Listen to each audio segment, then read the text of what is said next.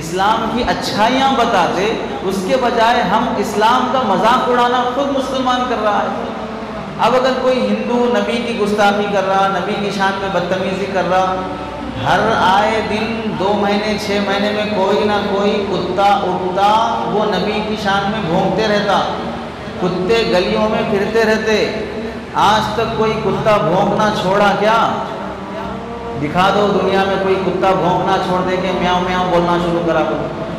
جو بھی نبی کی شان میں بدتمیزی کرے گا وہ گلی کا کتا ہے، بھونک رہا ہو، اور کتے کی کا جو علاج ہے، کتے کی جو موت ہے وہ اسی طریقے سے مرے گا۔